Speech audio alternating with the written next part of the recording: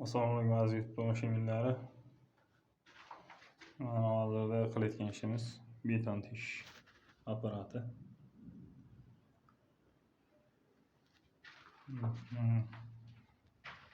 Meka tashilgan donlarda kanalizatsiyalarga tish o'syapmiz.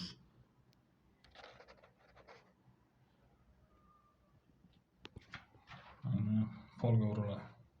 Mana shu mekaga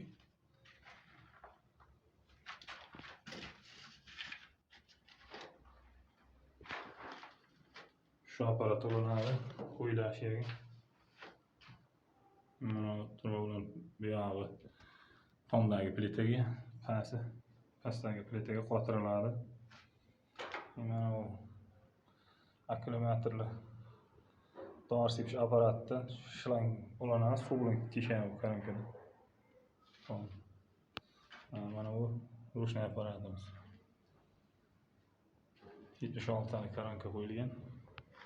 Bu apparatga 150 talik karanka qo'yilgan.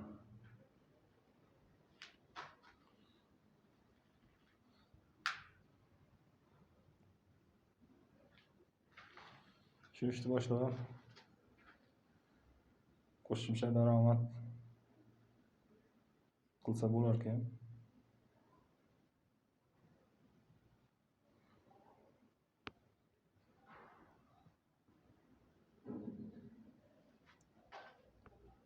Salomat bo'linglar. Like tugmasini bosishni esdan chiqarmang. Bizda yana bir ikkita qo'shimchalar bor edi, shuni aytib o'tay.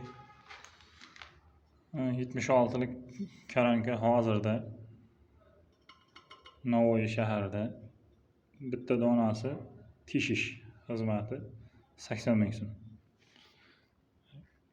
150 lik 150 ming so'm, 160 ming so'm. Bu apparat ruchniy. Eng kattasi 84 gacha shunday kessa bo'ladi. Bundan kattasi kuch yetmaydi. Tez kuyib qolish ehtimoli bor.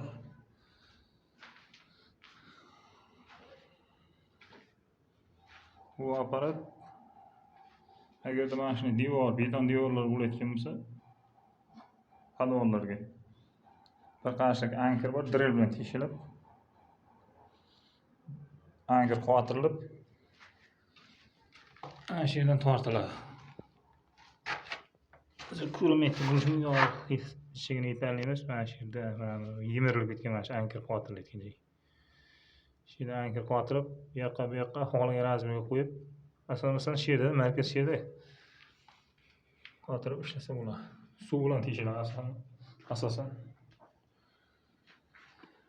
Narxlar shu razmerlarga qarab o'zgarib boraveradi.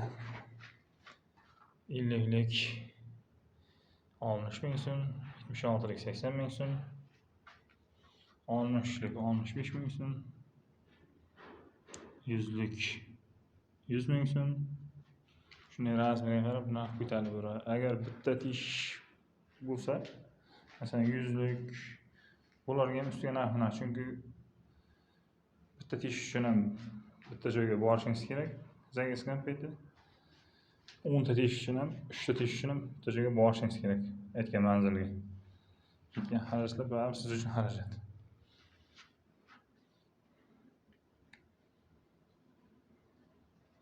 Shu apparatdan olib, shu ishni qilsangiz ham bo'lar ekan.